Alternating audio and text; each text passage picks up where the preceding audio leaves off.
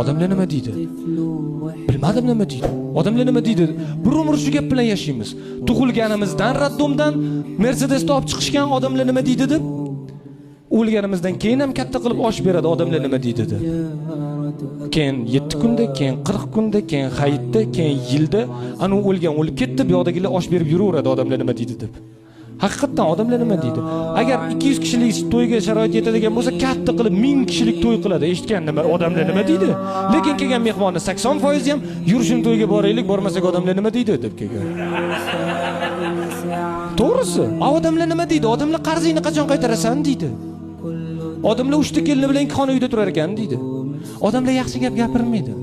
وقف الطفل وحده والليالي ورصاص من حوله وجنوب